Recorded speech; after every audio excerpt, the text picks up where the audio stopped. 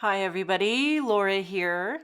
Thank you so much for joining me today. I'm excited to share a couple projects using some of the new May release products by Waffle Flower. First up is this dog silhouette die. Need I say more? Look at this fabric lover die-n-stencil. It's a kitty cat, and there's a coordinating stencil set to help you color in that adorable kitty cat.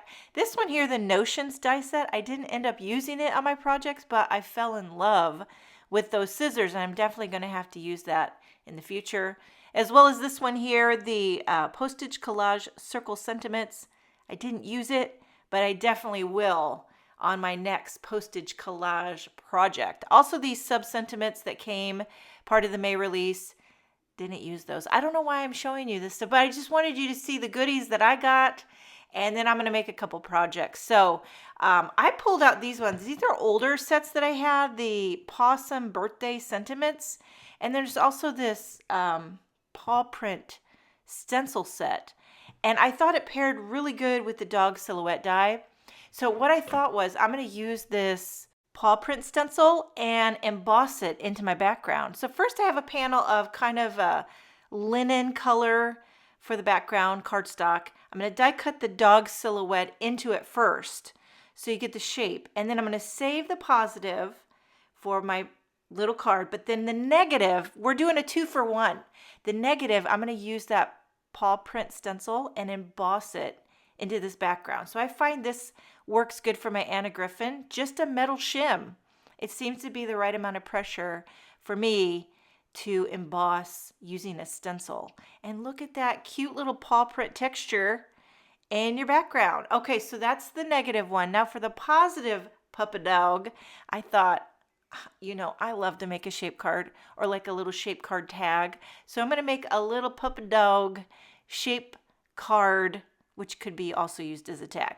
So I'm creating a little white card base here. And I actually end up using the hinge on the top. So the hinge of the card is on the top of the dog head. You just need that to hang off a little bit so you have a hinge to make your card. Take this off camera, run it through my die cutting machine, and then I'll show you how this just easily created your little shape card. It's like effortless, okay? And then I'm going to glue the linen die cut on top of it. A little bit of tape runner, and I'm also going to use liquid glue just to go around the perimeter to make sure that it's stuck well. And you could customize this. I'm thinking all kinds of different colors of dogs. Take your Copic marker, add spots to make a spotted dog. I have a golden retriever, and he's very hairy. He has a lot of hair. So this dog here looks like it's nice and manicured. What I love about this dog silhouette die is the die set is that there's these accessories. So I'm gonna make a nice, sorry about my hair. My hair's just a swaying into the frame. I always say I should wear a hairnet. Normally I pull my hair back, but this day I actually showered. So I had my hair down, and then that's what happens. So I got a red dog collar. It's a nice pop of color. And then I did a little matte gold dog tag, and that's just so cute. The accessories are what really makes it. Okay, and there's also a little tennis ball. There's a bone, so you could add all these fun accessories to your dog. So I'm adding the collar. You know what else would be cute? Just thought of it.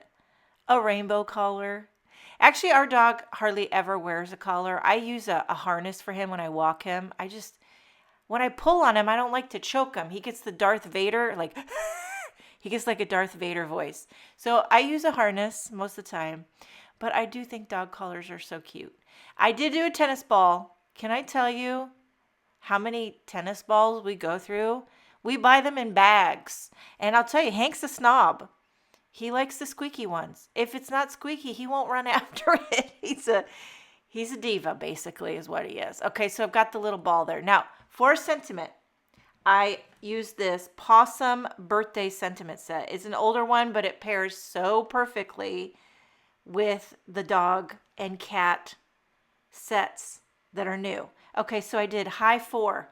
I actually had to explain this one to my son. He's like, high 4? I mean, I got it right away. Like not high 5, but high 4. It's cute. Just go with it. So I'm embossing this in white onto black cardstock.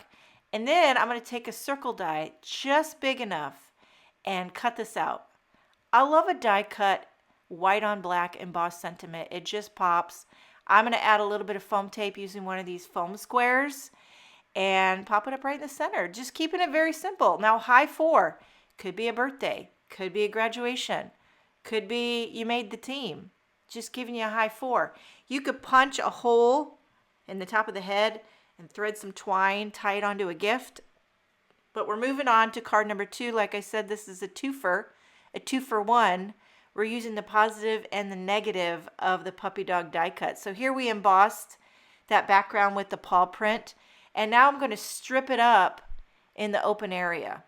Whenever you want 100% chance of happiness on your card, you need to strip it up. I'm telling you, it works every single time. So I just went through my scrap drawer and I just rifled through. But I will say, I kind of sort of feel like I chose dustier colors, like a little bit more subdued.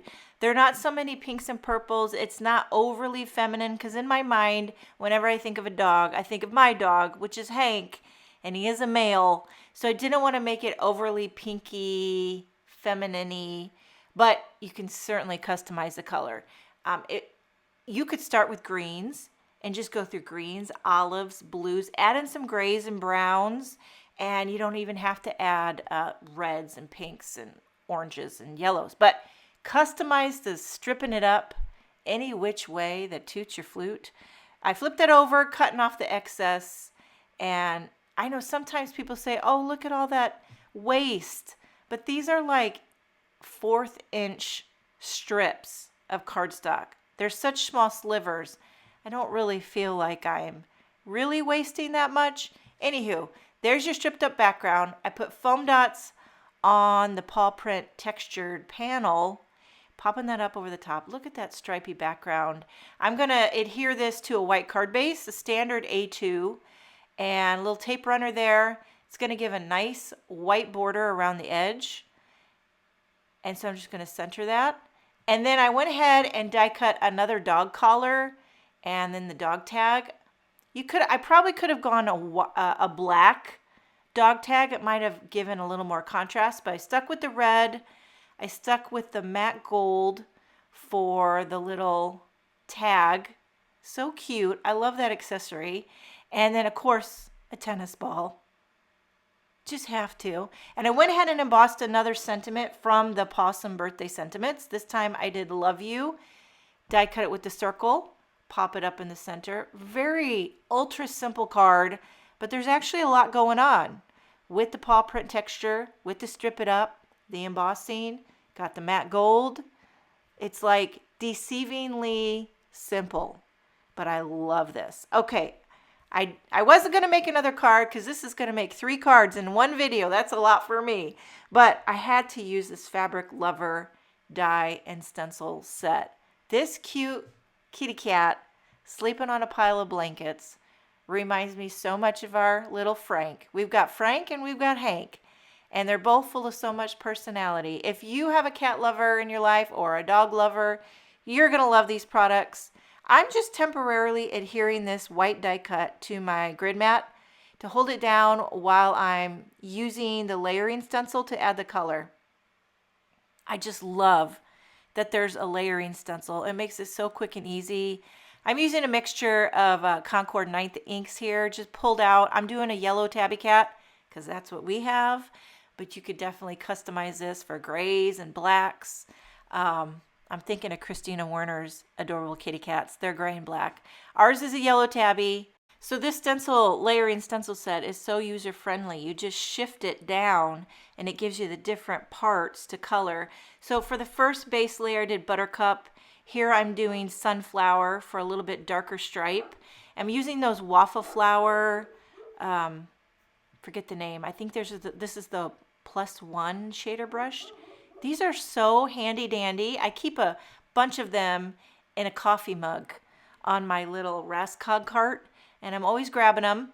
And then for the face, I just went back to that Buttercup ink and used what was left on my brush for a very light around the mouth. And then I pulled out Ballet Slipper for a slightly pink inner ear. Again, I used another shader brush here in a pink tone for a slightly rosy pink inner ear.